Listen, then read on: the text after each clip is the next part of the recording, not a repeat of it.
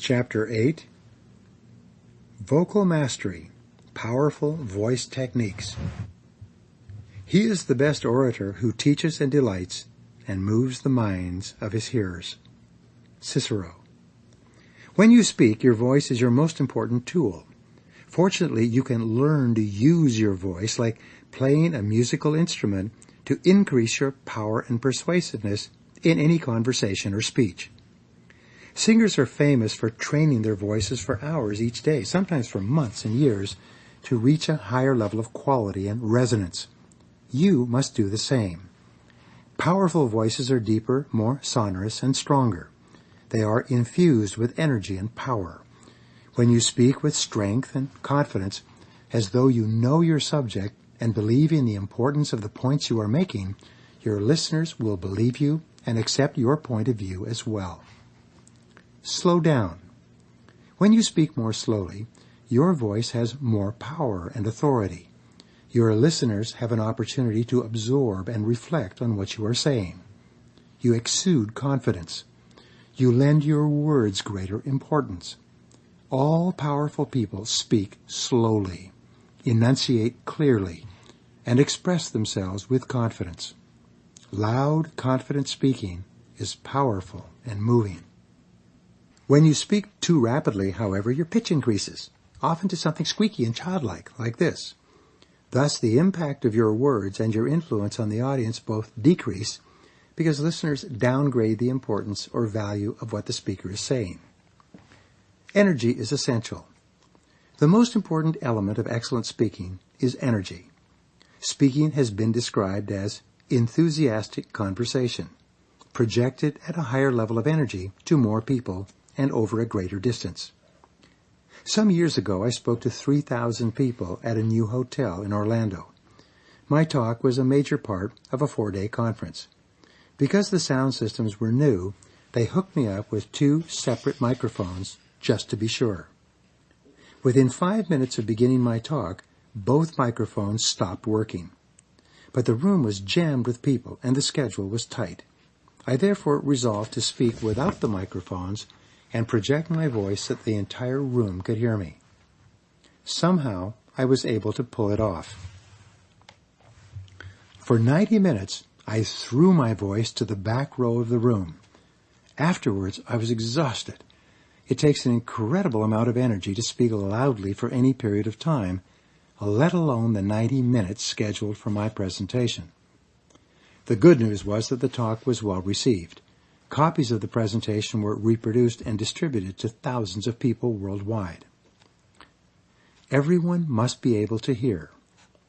When you speak to an audience of any size, your goal is to project your voice to the people sitting in the row furthest from the stage. By projecting that far, you will capture the complete attention of everyone in between. In every case, the sound system is your best friend. Test it out carefully in advance. Walk around the room to see if there are silent spots anywhere. Be sure that every zone in the room is properly wired for sound.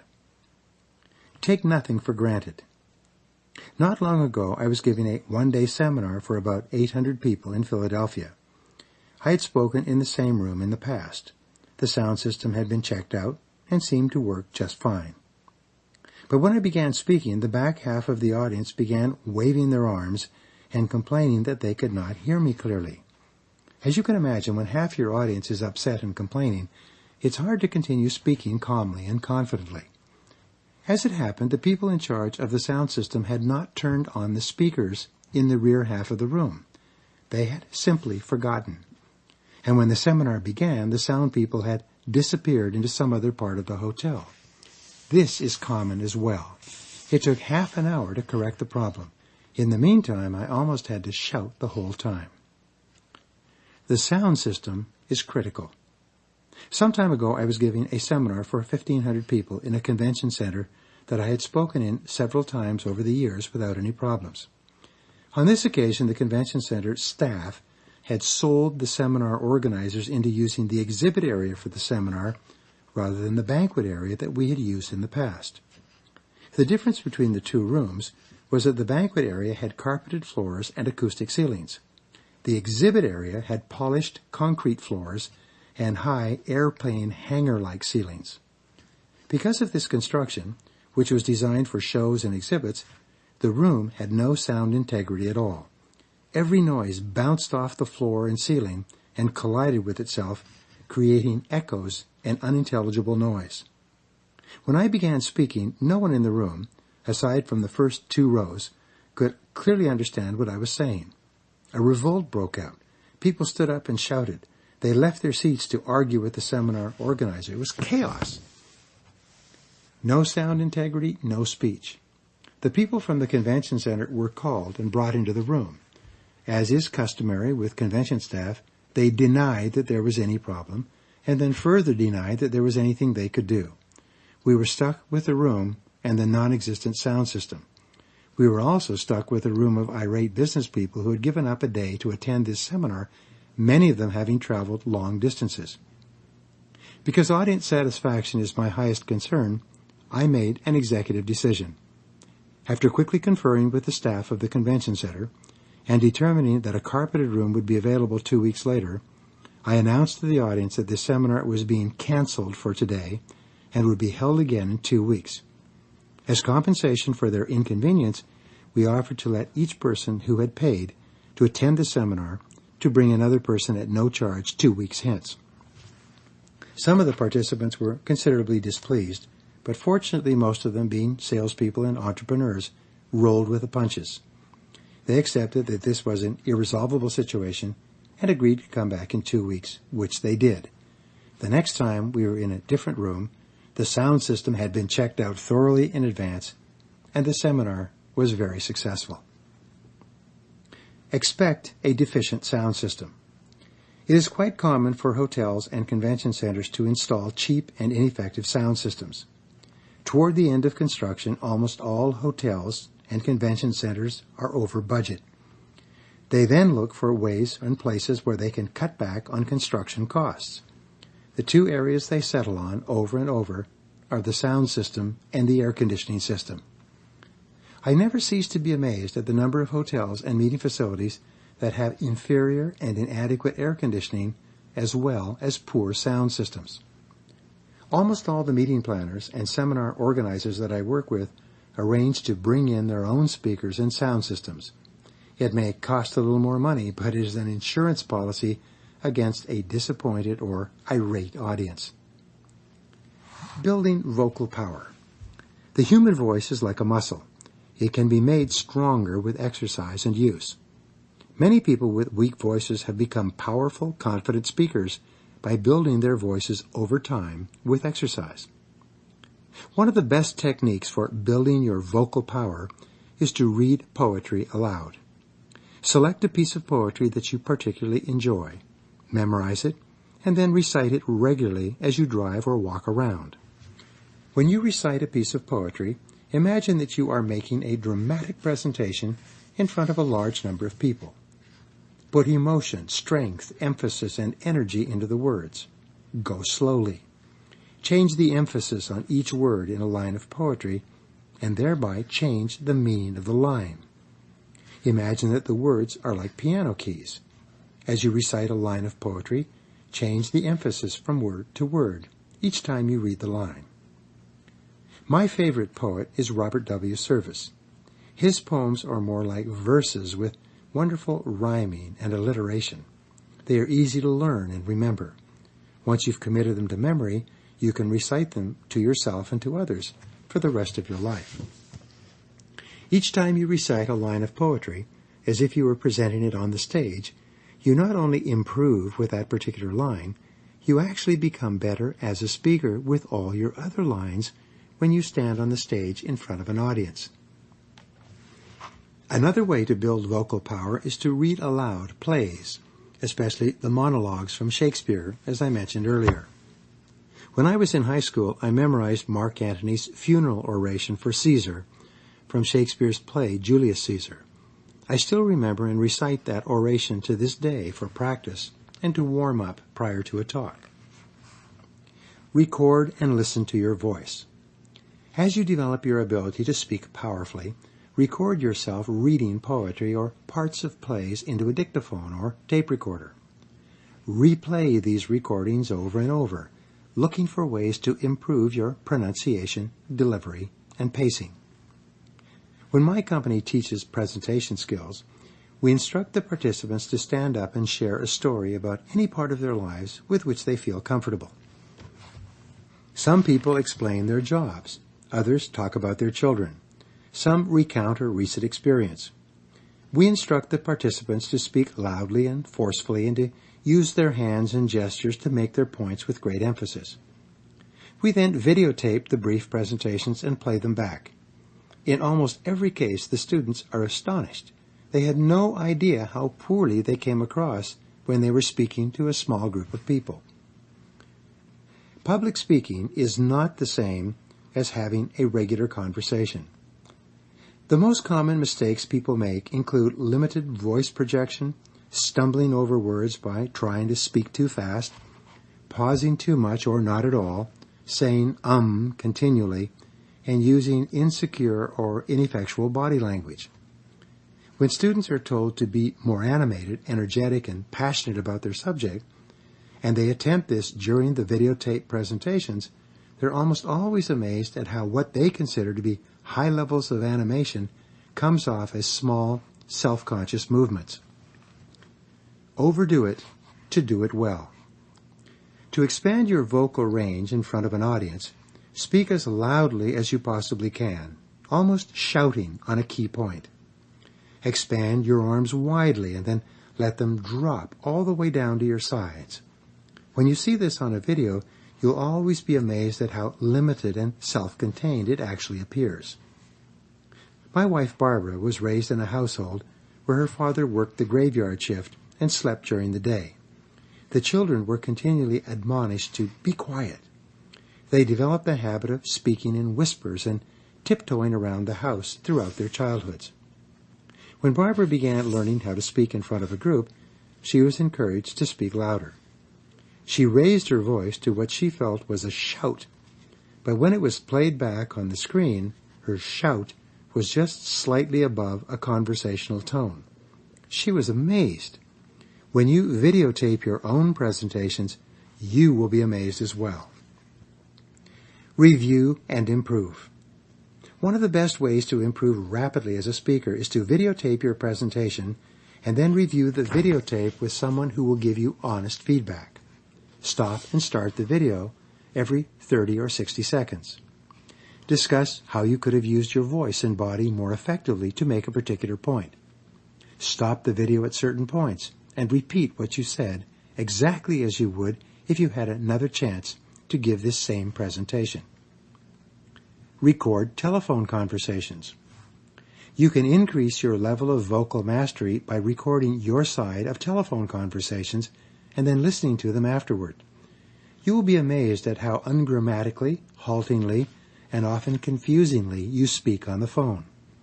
But the good news is that every time you record and play back your own voice, you will see and hear different ways that you can improve your delivery and articulation next time.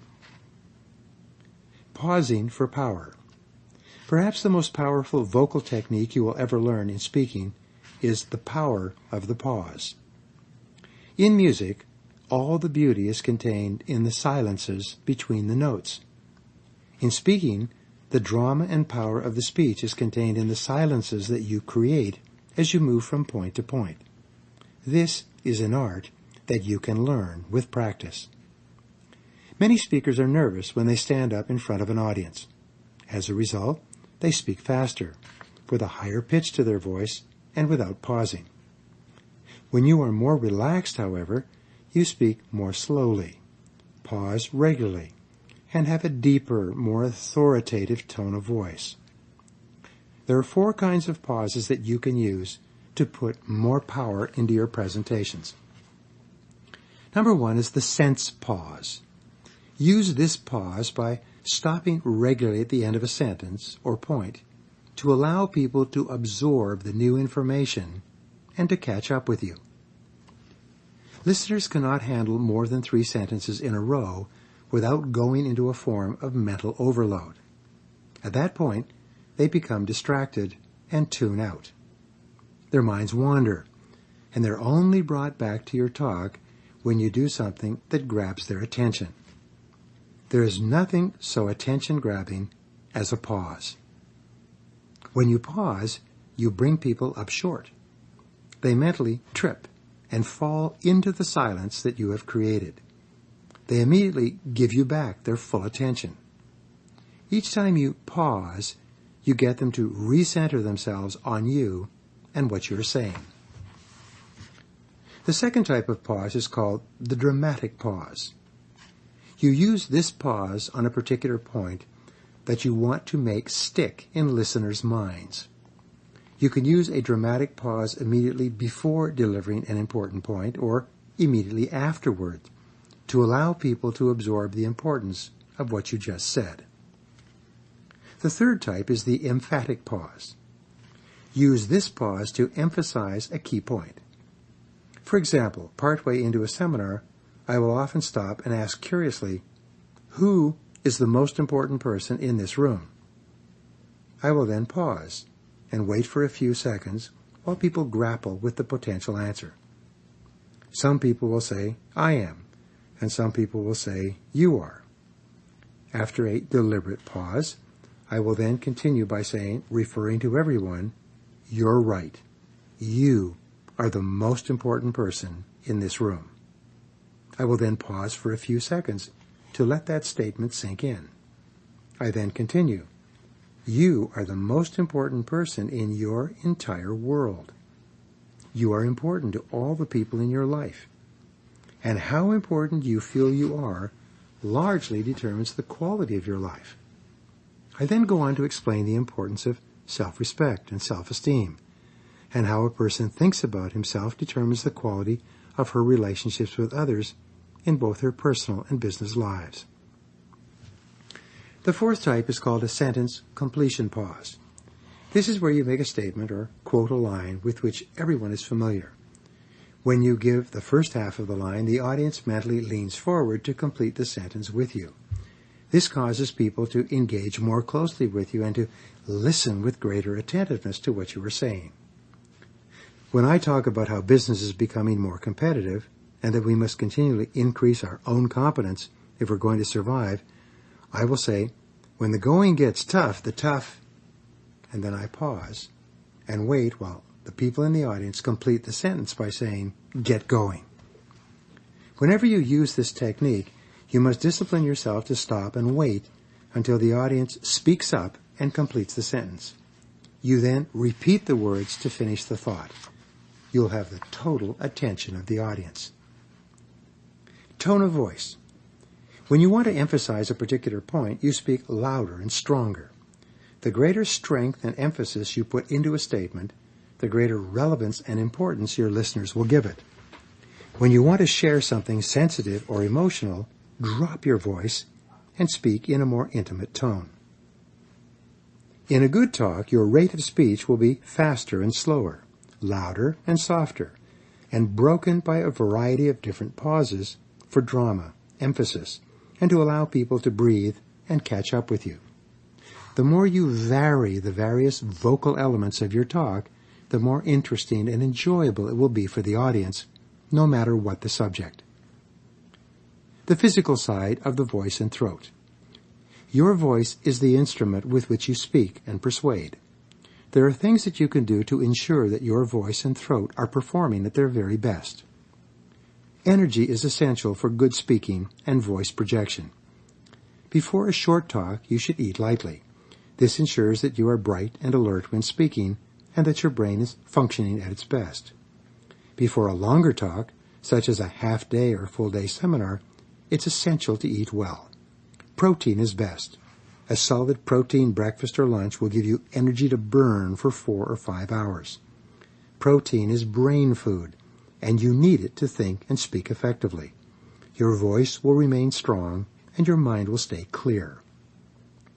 To ensure the best possible voice, only drink room temperature water prior to and during your speech. Cold water, commonly served with ice cubes, can chill your vocal cords and decrease the amount of warmth in your voice. There will be times when you'll have trouble with your voice. When you have a sore throat, it can be difficult to speak clearly and project to the last row in the audience. If this occurs, drink hot water with lots of honey and lemon juice. This miraculous combination has saved me on several occasions.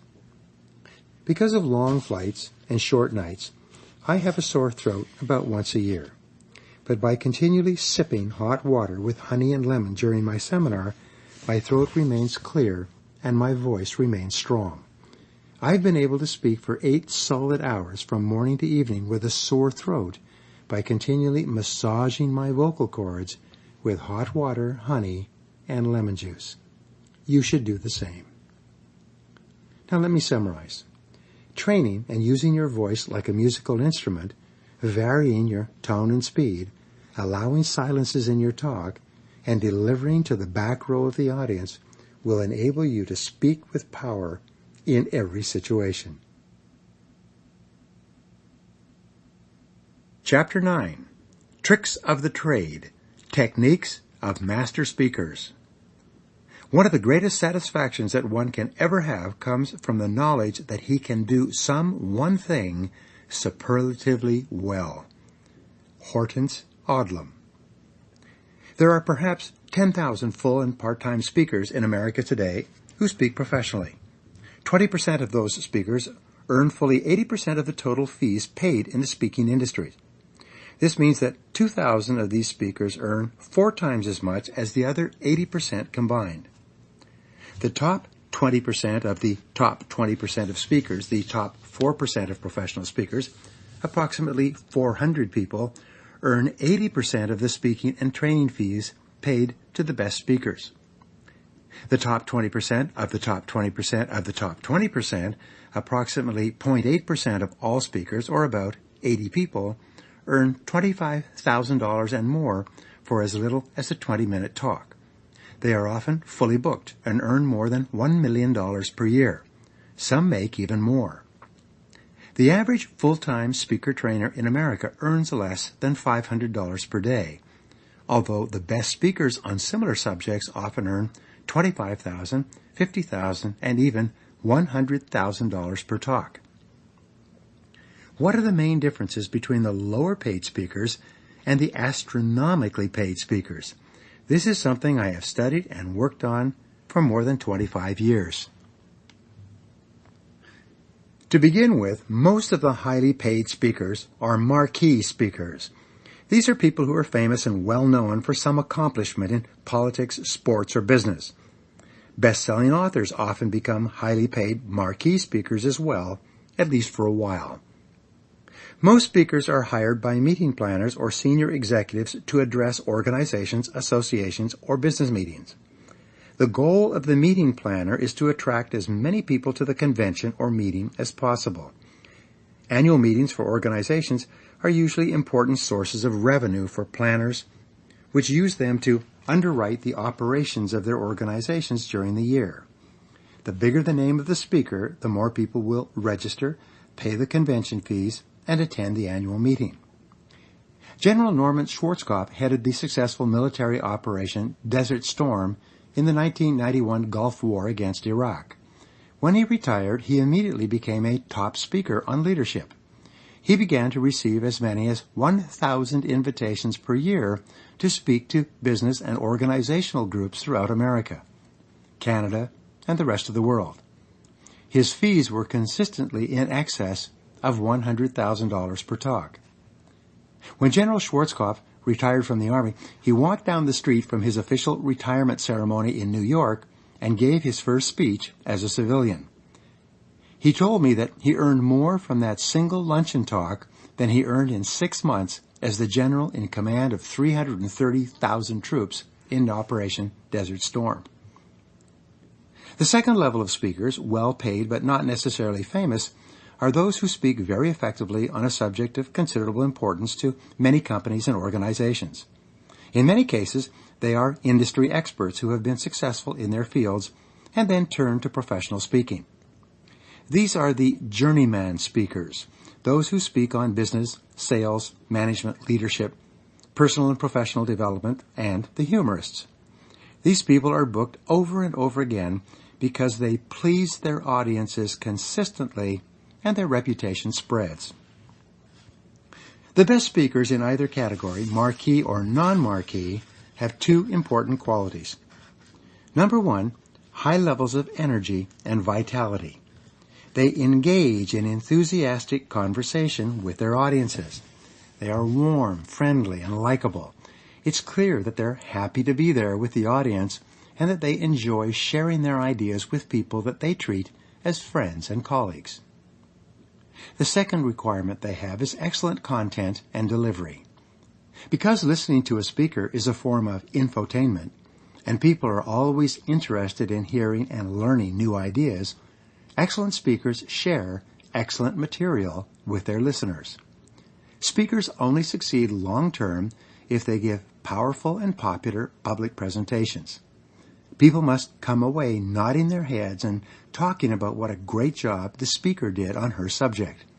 They must be eager to hear the speaker again. Even if you have no intention of ever becoming a professional speaker, knowing what makes these people stand out to audiences is useful for learning how to be a better speaker in your own circles. Here are some of their rules. First, please the meeting planner. In the meetings industry, word of mouth is the single most important determinant of repeat bookings.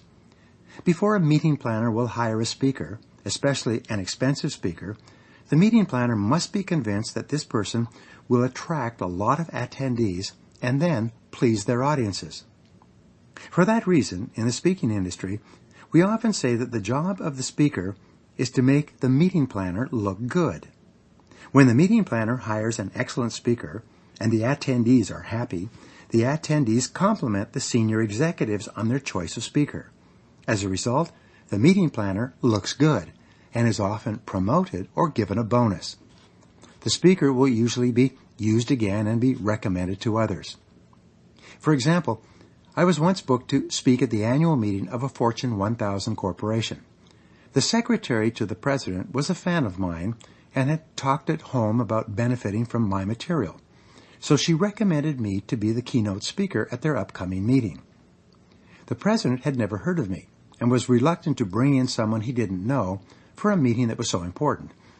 Nonetheless, she convinced him that I would be a good choice. The talk, I'm happy to say, went extremely well, and I received a standing ovation.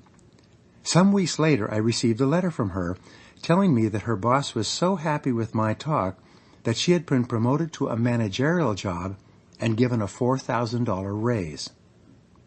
The reputation of a speaker, positive or negative, spreads quickly. The rule is that you are only as good as your last speech.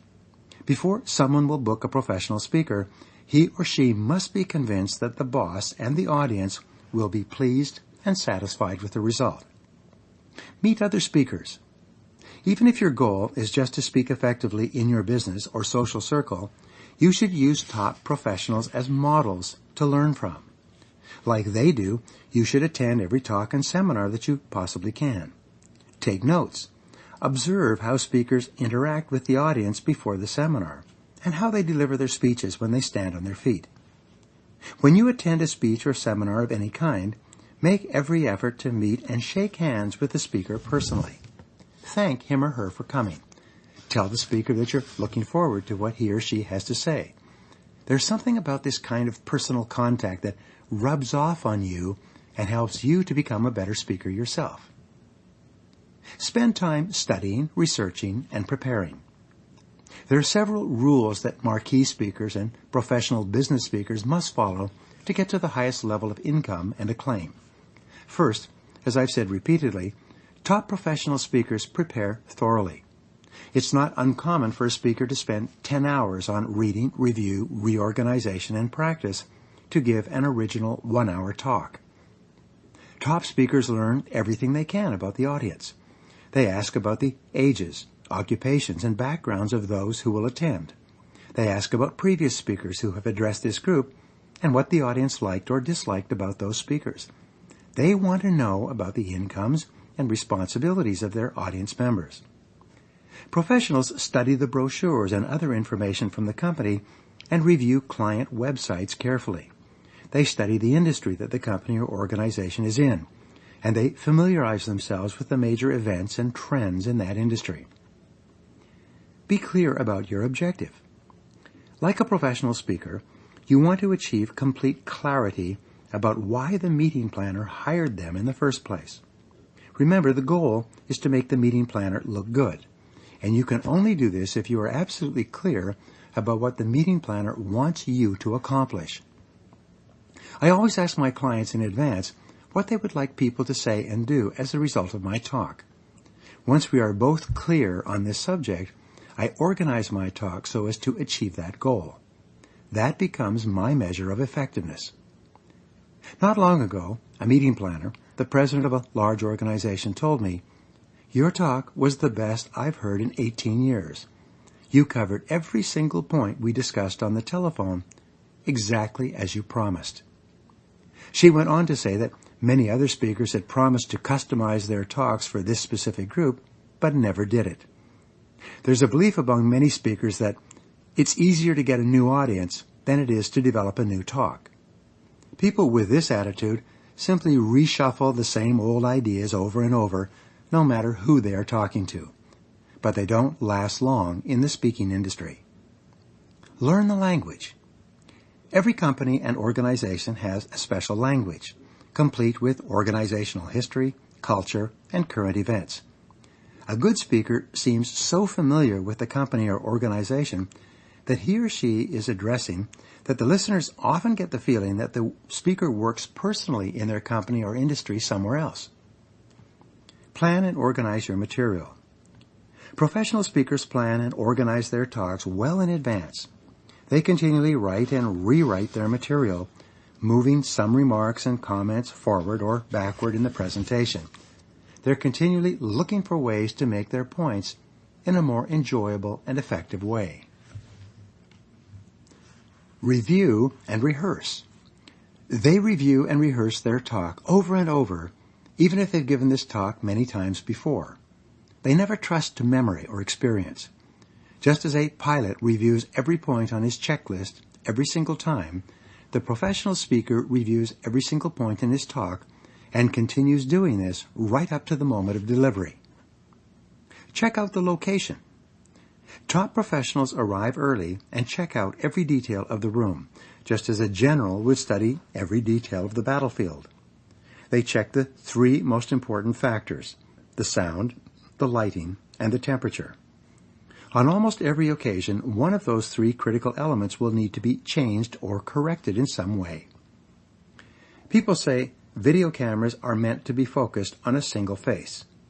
In speaking, the audience comes for one reason: to see the speaker's face. Everything else they can get by reading a book or listening to an audio program. The face of the speaker is the focal point and center of attention in the presentation. This is why some room setups make me cringe. For instance, some hotels set up the stage in such a way that the speaker is almost standing in the dark. The lights are focused 10 or 15 feet away. When the president of the company gets up to speak, people in the audience can barely see his face, and often no one seems to notice or care. Get to know the audience. Professionals meet and greet the participants prior to the talk so that they can get to know them a little. They introduce themselves, ask what they do, and make small talk with them. When members of the audience see you mixing and mingling with others prior to the seminar, they automatically like you better and become a more positive and supportive audience. When you stand up, you've already won them over. Learn the names of key people. One of the most important things a professional does is to learn the names of the key people and then refer to them in the course of the talk. Sometimes I put words into the mouths of the key people. I will say something like, "Your president, William Henry, is always emphasizing the importance of quality in everything you do or deliver to your customers." I will have read this in an annual report, letter, or email from the president, or heard the president mention it in his or her introductory remarks. People are always flattered when you refer to them in a positive way from the stage. Know how to get on and get off. Professionals plan their openings and closings thoroughly and rehearse them over and over. They know exactly how to get on and how to get off. They review their introductions with the introducers so that they are clear. The way that an introducer brings a speaker onto the stage sets the tone for the speaker. It cannot be left to chance. This is why a good introduction is carefully written out so that it raises interest and expectancy when it's read. Top speakers engage the audience from the first words. They may start with silence to center the audience, or with an opening remark to grab attention. Often, I will move to the stage, stand silently for a few seconds, and then say warmly, "Thank you for being here. I promise you that you will really enjoy what I've got to say." This opening answers the unspoken question of the audience. I wonder if this is going to be a good presentation. It is an immediate crowd pleaser. Everyone smiles and relaxes. With the first few words, their key question has been answered. Top professionals keep the audience members on the edge of their seats. They achieve this by asking questions, pausing, and then delivering the answers. They make points and emphasize key ideas. They tell stories to illustrate their messages. Top professionals treat the audience as friends. They smile as if they are glad to see the audience members and as if it is a real pleasure to have a chance to share ideas with them. The audience members know instantly if you like them and feel positively toward them. You achieve this feeling by being charming and by smiling warmly before you even open your mouth. When they begin, the top speakers promise that what they are about to say will be really interesting and helpful. They often tell a story about someone who heard these same ideas and who made a major positive change in his or her life or business.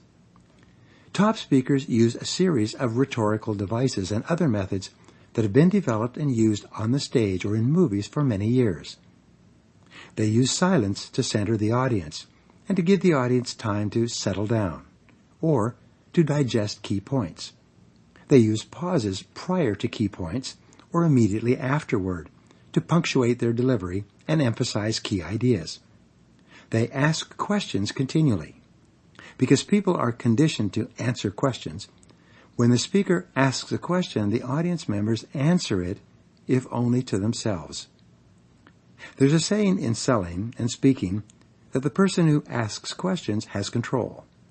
When you ask a question, you grab the total attention of the audience members for the length of time it takes them to answer the question. Their minds lean into the question, especially if it is one that can have different answers. Remember, telling is not selling. Keep shifting gears by asking questions and then by delivering answers. Use dramatic pauses and extended silences before or after key points. Use a dramatic pause in the middle of a sentence before you drive the main idea home. Top professionals are masters of timing. They tell a story in parts, with pauses and drama, sometimes digressing to mention another idea and then coming back to the story. They tell jokes the same way. The following story is an example of what I mean. Many people refuse to accept responsibility for the situation they are in. It reminds me of the story of Ole and Sven, who were coming over from Sweden many years ago on an old freighter. The freighter ran into a heavy storm in the North Atlantic. Ole runs to Sven and says, Sven, the ship, she's breaking up, she's going down. Ole says, "Vad do we care? It's not our ship." Well, everything that happens in this company is your ship. Professionals tell stories that make a dramatic and a thoughtful point, and they allow the story to sink in. They allow people to process the point they have made. They give people time. They watch their faces until it is clear that they understand you. Similarly, when you tell a joke, it is very important that you do not step on your lines. When the audience laughs, let them laugh until the laughter starts to die down. Only then do you continue with your talk. Audiences like to be entertained by a speaker. They enjoy laughing.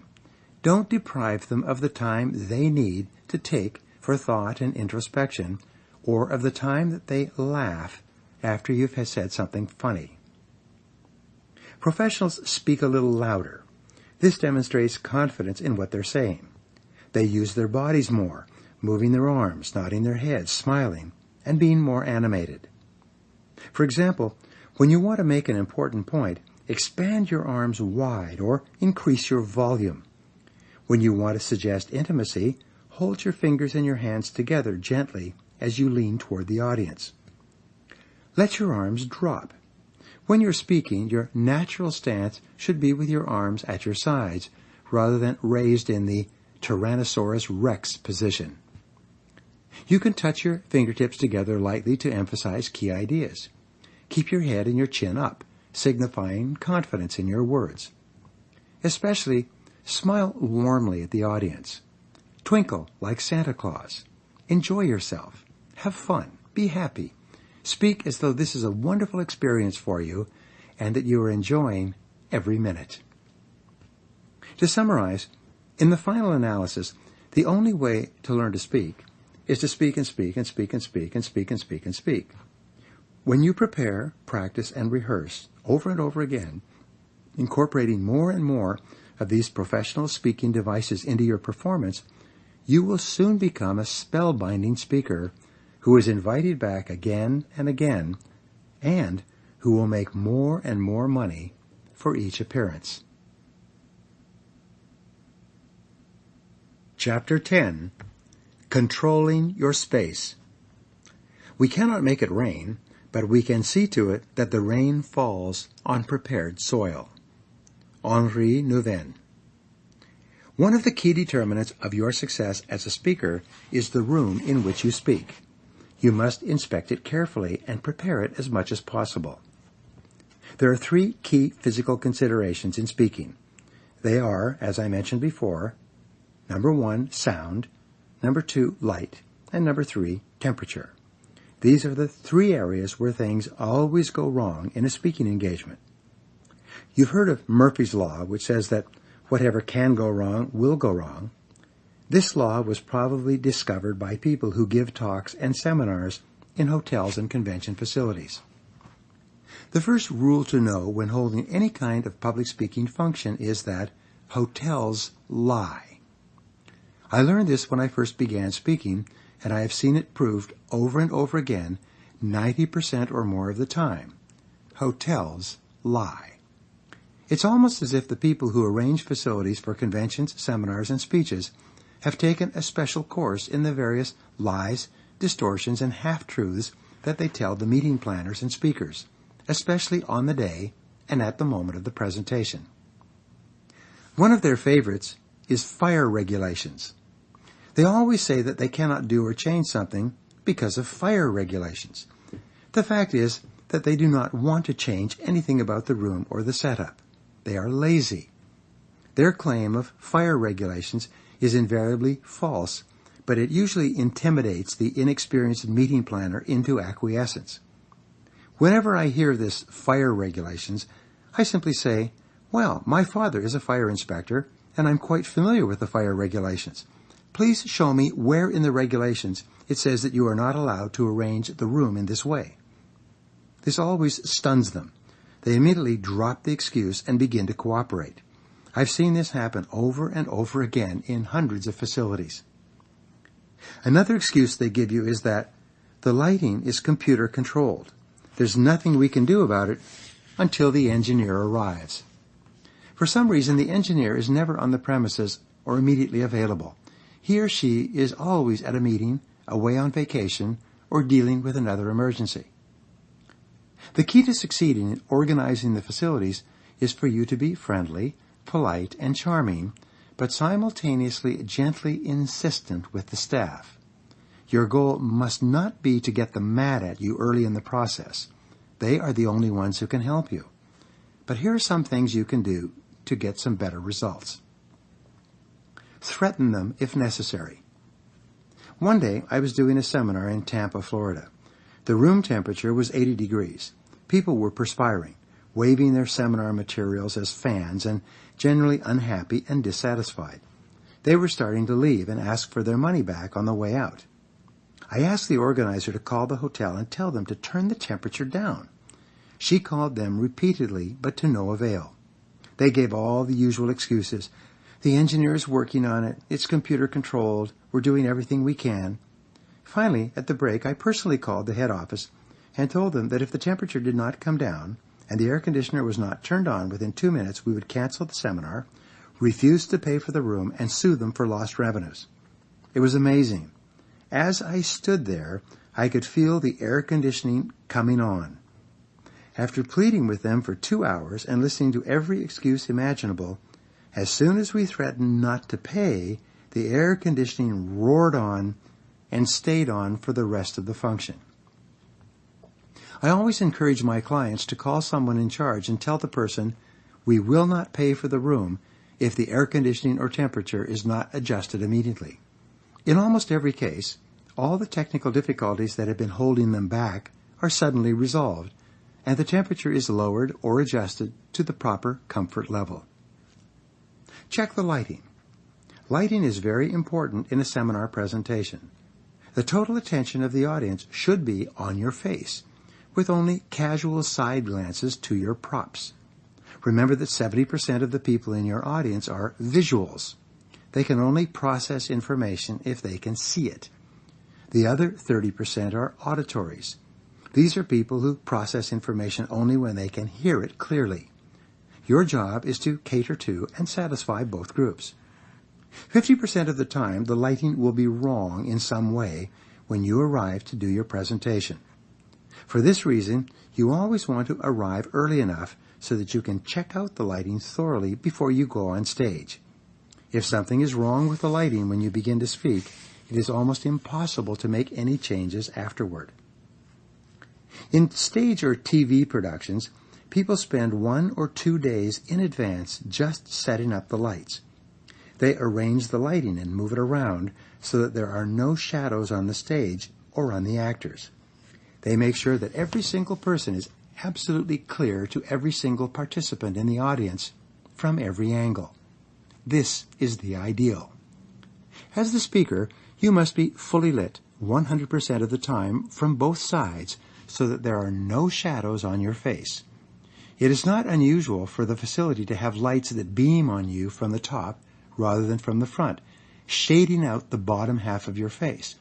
This causes a negative audience reaction. On one speaking occasion at a hotel, we asked for additional lighting, and the hotel told us, remember, hotels lie, that it could only find one spotlight. The hotel staff brought it into the room and set it up to one side at the rear of the audience. This spotlight shone on one half of my face, giving me a Phantom of the Opera look for my entire presentation. The reaction from the audience was immediate and negative. People actually became angry. They criticized the talk and demanded their money back. They walked out. For some reason, the half-faced lighting made me look sinister and evil, and the people reacted in a negative way. We never made the mistake of having only one light again. When I organize lighting for a seminar, I tell the technicians that a person in the back row should be able to see a zit on my face from where she is sitting. I emphasize that the lighting on the stage should be as bright as an operating theater. They often nod and pretend to agree, but secretly think that you don't know what you're talking about. You must, therefore, be insistent. In many cases, the staff will set up your stage and podium for the convenience of the screens, rather than to illuminate the speaker clearly. The staff members will say, but if we turn on all the lights, it will wash out the screen. Be alert to this, because it happens all the time. Insist that you don't care how the screens look. The light on your face is what counts. I was giving a seminar in Irvine, California a couple of years ago. My seminar was for the entire afternoon, and as usual, I arrived in the middle of the morning so I could watch the previous speakers. When I walked into the room, a first-class Hyatt hotel facility, it was only half lit. It was a form of semi-darkness, almost like a nightclub. The speaker was visible in a hazy, distant sort of way. I was appalled. I immediately brought one of the hotel staff members into the room. I said, "Is there any way you could turn up the lighting in this room?" He said, "Oh, did you want the lighting up full?" When I said yes, he immediately went to a wall panel, touched a couple of buttons, and the whole room became fully lit, classroom style. It was a shock to me and to everyone in the audience. They had been straining to see and get the message of the speaker for the last 2 hours. This has become a common refrain from me. Whenever I go into a speaking engagement, I tell them that I want all the lights on full. I tell them this is not a nightclub performance. It's amazing to me how many professional lighting technicians think that the speaker wants the audience to be darkened, while the speaker is so brightly lit that he or she cannot see people in the audience because of the glaring light in his eyes. The other problem with this is the audience views the speaker more as an entertainer. People sit quietly to watch the performance, not wanting to make any noise. They don't respond or interact with the speaker. The audience sits almost like a mole peering out of its hole at the speaker lit up on the stage. Remember, unless you are a professional entertainer in a nightclub, you want what is called 100 candle power at desk level. This means that the entire room should be as bright as a schoolroom. You want people to be able to see one another, see you clearly, and take notes on the subject that you're discussing. This is essential for audience enjoyment and satisfaction. The people who set up the chairs and tables in any seminar function are not highly paid. Some of them cannot read the instructions that you have so laboriously discussed with the facility staff. Their goal is to get in, set up the chairs and tables as fast as possible, and get out before anyone asks them to make any changes. You must control the room setup. When we were conducting our own seminars around the country, we would always ask to be present when the room was being set up. We knew that there were a myriad of mistakes that they would make, and we wanted to be able to catch them while the staff was still available to do the heavy lifting. Countless times, we were told that the room was being used for a function the night before, and that the setup staff would arrive at 3 a.m. We would say, fine, then we'll be here at 3 a.m. for the setup. Time after time, we would arrive at 3 a.m., and the room would already be set up. It would invariably be set up incorrectly, and the staff was gone. It then became a major issue to get people back to reorganize the tables and chairs the way we had originally requested and the way that they had originally agreed. Never take this part of the speaking engagement for granted. We always write out clear instructions with diagrams which we mail and fax to the meeting planners. We then phone or meet with them personally and discuss the details point for point with them so that they are clear.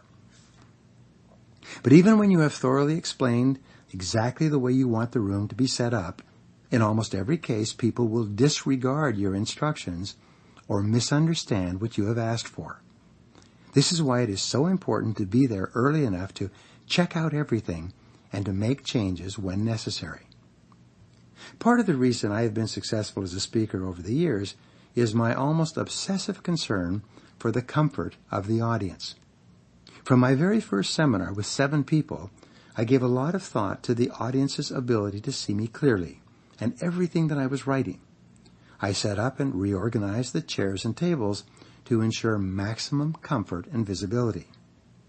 As my audiences grew, my concern for their comfort never diminished.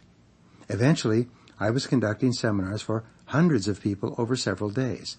I became very sensitive to the small changes that caused the audience to be much happier with what I had to say.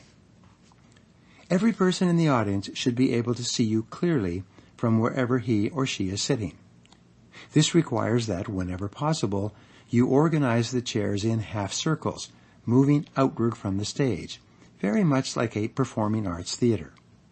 If it's a much larger audience, all the seats along both sides should be angled at 45 degrees so that people sitting in those chairs are looking directly at the speaker without having to twist or turn.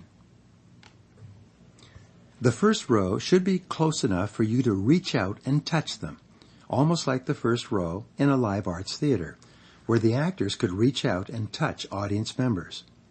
The further away the first row of participants is, the greater the distance across which you must project your energy in order to make contact with them. Imagine that your energy is a form of electricity. You want to create an electric arc, an emotional and chemical connection with your audience. The closer the first row is, the easier it is to make that electrical connection, which then runs through the entire audience. Whenever possible, do not allow a center aisle when you are speaking. When you speak to a center aisle, your energy runs right down the aisle and out the back of the room. But when you have a solid row of people in front of you, your energy cascades into the first row like a wave from the ocean. It splashes into the audience, connecting with people row after row. Put your access and egress aisles on the sides so that people can get to and from their chairs, but never allow a center aisle if you have the choice. Many facilities think that you will value the room more if they spread the tables and chairs over the entire area. This is not true. People do not care how much room there is behind them. They only care about how much distance there is between themselves and the speaker on the stage. In the theater, the closer the seats are to the stage and to the actors or entertainers, the more expensive they are. There's a good reason for this.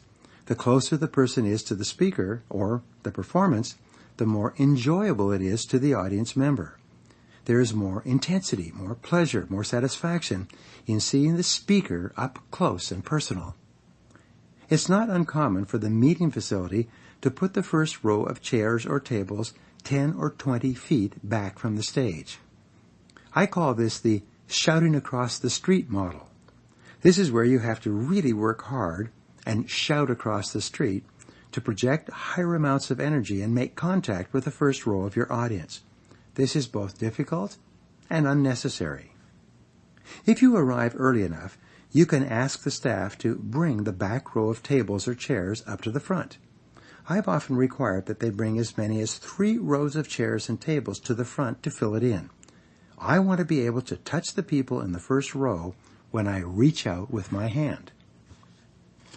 Spread out the chairs. One final point with regard to seating. The standard meeting facility, hotel, or conference seating arrangements were designed when the average person was thinner than people are today. For this reason, if the chairs are put shoulder to shoulder, next to one another, sometimes even locked together, most of the audience will be crushed by heavy people sitting either to the right or left of them. They will be sitting with their shoulders hunched forward during your talk. If you have any control over the way the chairs are set up, insist that the chairs be shaken loose and that there be 4 inches or more between each chair. This will ensure that the audience will be more comfortable, more relaxed, and more open to the quality of your message. It's hard to connect with an audience that feels crushed together in chairs that are too small for them, especially if the first row is set up 20 or 30 feet back from where you are speaking. These may seem like small points to you, but they are major points for each person in your audience. When the facility staff members start to complain about fire regulations, just tell them that you've checked with the fire chief and this setup has been approved. That will stop them every time. Control the stage. Visibility is a critical factor in a talk or speech of any kind. The larger the audience, the higher your stage must be. Here's the rule. The person in the back row must be able to see the top half of your body from the waist up. Therefore, the bigger the audience and the further back the chairs go, the higher must be your stage. You will notice that in large theaters, the stage is quite high, even above the heads of the people in the first rows. There's a good reason for this. People come exclusively to see the actors or entertainers, especially from the waist up. Some speakers like to get off the stage and walk around the audience. Personally, I think this is cute but ineffective. Why? It's because when the speaker is walking among the audience members, 80% or 90% of the audience cannot see the speaker and has no visible connection with his or her face. It may be entertaining for the people immediately surrounding the speaker when he's walking around, but it's largely lost on most of the audience participants. Tune in to the sound system. The sound systems in hotels and other facilities have greatly improved over the years. Nonetheless, as I mentioned in Chapter 8, Most facilities try to save money by installing cheap systems at the end of construction. They then recommend that meeting planners bring in their own sound systems or rent expensive sound systems from the hotel or convention facility. The full-volume sound systems then become a major profit center for the facility in which you're holding your talk. Most of the seminar companies and professional organizations that I work with will hire and bring in their own sound people. This is always preferable, even though it's more expensive. Most people who work in hotels are unionized and don't really care that much about whether the sound system is adequate or clear for the speaker. It's a sad fact, but true. The best sound systems in use today consist of a small skin-colored wire that hooks over your ear and comes along the side of your cheek. It's virtually invisible to the audience, and it's as clear as a bell when you use it. More and more, these systems are available to speakers. Today, the most common alternatives offered are lavalier microphones, either remote or wired. A wireless lavalier microphone is best. It clips on your tie or lapel, and a wire connects to another device that clips on your belt in the back. This device is connected to an amplifier that is controlled by a sound person at the side or the back of the room. This type of microphone enables you to walk around and use your hands freely. It is often called a freedom microphone. The second type of lavalier microphone, which I used to insist upon until technology advanced to its present state, is a hardwired microphone. This is a microphone that is wired into the sound system by a long cord. This type of microphone has no distortion and is often excellent for a talk or seminar. If you have a long enough cord on this type of microphone, you can walk around freely. This type of microphone is ideal if you are giving an introduction or if you are simply making a few remarks. If you are giving a lengthier presentation, a handheld microphone eliminates the use of one hand. It forces you to make all of your gestures with a single hand, and it interferes with your natural expressiveness during your talk. If you use a handheld microphone, be sure that you hold it close to your mouth, but under your chin. You don't want it in your face in such a way that it blocks the view of your face from the audience. Always hold it down, slightly below your chin, and hold it close so that your voice projects clearly. Managing a podium. For many business talks, you will be required to speak from behind a podium. This podium will have one or two microphones built in. It's essential that you adjust these microphones so that they are as close to your mouth as possible. You then stand straight and lean forward slightly, speaking into the microphone or microphones so that everyone in the audience can hear you. Speakers often stand too far back from podium microphones and are not aware that their voices are not being picked up throughout the room, and nobody tells them. It's essential to lean slightly forward. Resist the temptation to lean physically on the podium.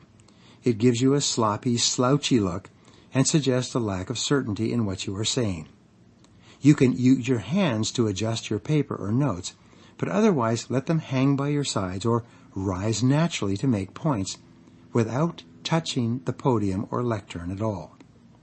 Even better, stand next to the lectern while you are speaking, only walking behind it to glance at your notes. The more the audience can see your full body, the more it will enjoy your talk. Using visual supports and props. When I speak for more than 60 minutes, I always use some kind of visual prop or presentation to illustrate my key points. This is because, as I said, 70% of the audience members only register what you say if they can see it. They have to see your ideas in writing in some way. My favorite tool is an overhead projector. I stand next to the projector and write on acetate sheets, which project onto a screen behind me. Each time I make an important point, I flip on the overhead projector and write the point down clearly. I leave it for a few seconds, turn off the projector, and continue my talk. I also use this method to create stick figures and other illustrations that bring my points to life. Many people have criticized me for using such an old-fashioned method of illustration when PowerPoint is so readily available. Nonetheless, They are always amazed at how much more enjoyable a live presentation is with each keyword written down and the projector going on and off than a PowerPoint presentation. As I mentioned earlier, in the speaking industry we use the phrase death by PowerPoint.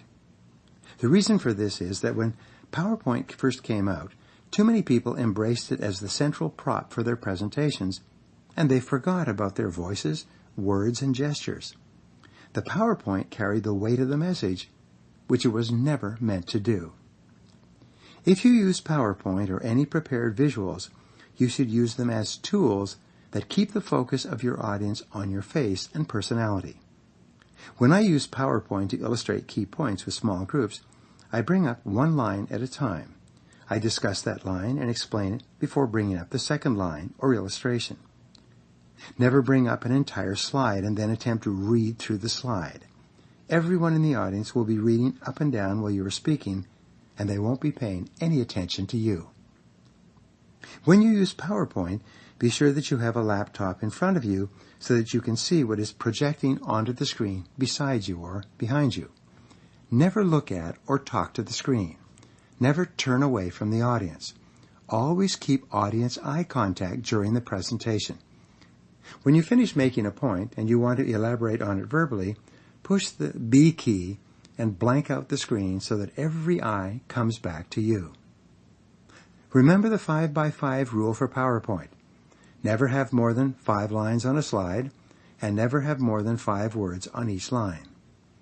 In addition, each of the words must be as large as possible to fill the line. People in the back row must be able to read the screen easily and absorb the key points of your presentation. Remember that the PowerPoint is a prop or support, not the main message. It is merely a tool to emphasize and reinforce the points you are making, especially when it comes to numbers. With small audiences, you can use flip charts or whiteboards, but never forget that the focus must be on your face, gestures, and words. If you use a flip chart, you can prepare it in advance by writing your key points in pencil on the flip chart. These will be invisible to the audience, but will allow you to write clearly and authoritatively, as if from memory. When you use the flip chart, after you've made your point and people have had a chance to absorb the words, numbers, or illustrations that you have written or drawn, turn the page over so that you once more have a blank page. This helps the audience to refocus on you. Another way to use a flip chart is to write out your key points on alternative pages in advance. Be sure that you have a clean sheet facing the audience before you begin. When you go to the flip chart for the first time, turn over the clean sheet and there will be your first set of points. When you turn over this sheet, there will be a second clean sheet covering up your next set of points. If you use a whiteboard, after you have finished making your key points, erase them so that the whiteboard is once again blank. Otherwise, your audience's eyes will be flicking back and forth like a windshield wiper between you and the words on the board. In every case, you want the audience to come back to your face without being distracted by what is written or projected on the board or screen. If you're going to use PowerPoint or any kind of electrical device for your talk, it's essential that you arrive well in advance and check everything out before you get on the stage. You will be amazed at how often professional technicians will set things up incorrectly. You will be amazed at how often your simple instructions have been ignored or misunderstood. There's only one way to be sure that your presentation will go smoothly, and that is for you to set it up and rehearse it in advance of actually taking the stage in front of a live audience. Control the temperature. 90% of the times that you speak, the temperature in the room will be wrong. In some cases, it will be too cool, but in most cases, it will be too warm. The reason for this is simple. It costs money to generate the electricity that drives the air conditioning system. Once a hotel has rented you a room, including the cost of utilities, its engineers are instructed to do everything possible to reduce the electricity allocation to your room. This means turning off the air conditioning as soon as possible or not turning it on at all if they can get away with it. I always emphasize the importance of ensuring that the room is cool when people enter in the morning. It never ceases to amaze me how many meeting rooms are 80 or 90 degrees at 6 a.m. and there is no one available to turn on the air conditioning. The meeting planners often have to shout and scream to get the facility managers to turn the air conditioning on. Here's an example of why you need to supervise the facility carefully. I was giving a seminar in Boca Raton some years ago. After shouting, screaming, arguing, pleading, and threatening, the staff finally turned on the air conditioning. The temperature was about 85 degrees and people were already arriving. Finally, when the seminar began, the temperature was down to about 75 degrees. As I stood up to speak, you could hear the air conditioning system being shut off by the engineers. It went silent. The temperature immediately began to rise toward the 90-degree plus temperatures outside. It was unbelievable. The very best audience temperature is about 68 degrees Fahrenheit. Below that, the temperature is too cool, and above that temperature, the brain does not function as well as it could. All over the world, when you do seminars or functions or talks, you will have to argue, fight, plead, and threaten the hotel or convention center people to get them to make the room cool enough so that your audience is comfortable. When you arrange for a meeting facility, put a clause into the contract specifying a maximum temperature of 68 degrees. Something like, quote, "No payment for this room will be required if the temperature goes above 68 degrees for more than 5 minutes." End quote. Some friends of mine who conduct seminars nationwide use this clause and have standing thermometers spread around the room on the various participants' tables. They check these thermometers on a regular basis. If one of the thermometers goes above 68 degrees, they immediately call the hotel staff and point this out. They tell them that they have 3 more minutes before the room is free. They have told me they've saved thousands of dollars in facilities fees by using this device. Of course, the hotels hate them. One last point. When the facility finally agrees to keep the temperature at 68 degrees, be sure to say, "Do not change this temperature unless you have specific permission from me personally." This is because there are always people in the audience who have extremely thin skins. If the temperature is 75 degrees, which is already quite warm, which begins to become sweltering for some people will go and complain that it is too cool. These hypersensitive people sneak out, find a hotel staff person, and demand that they turn up the temperature. They then sneak back into the room. Don't let this happen to you. Let me summarize. The meeting room and stage are critical tools for your performance. Every single element has a positive or negative effect on the impression you make on your audience, and everything counts. Make up your own checklist regarding light, staging, sound, and temperature. Go through this checklist with the meeting planner in advance and arrive early so that you can go through this checklist once more with the staff. Always expect that mistakes will be made. Always expect that the hotels will not tell you the truth. The signal that things are about to go wrong is when they use the code words, "Don't worry about a thing, we'll take care of that." For some reason, these words mean nothing is going to be done to comply with your request. When in doubt, always ask to speak to the manager. This is your last recourse. Whereas the staff is just trying to get through the day, the manager is usually concerned about you using their facility again in the future. When in doubt, go higher. When you've taken care of every single physical ingredient possible, no one will be aware of it except yourself. The audience members will not even know why it is that they are comfortable in their seats and that they can all see without twisting. They will not be aware that the temperature is comfortable and that the sound is clear. They will not know exactly why it is that they can see and enjoy you clearly from anywhere in the room. They will not be aware of these things at a conscious level, but subconsciously they will be grateful, and afterward they will compliment you on giving a great talk.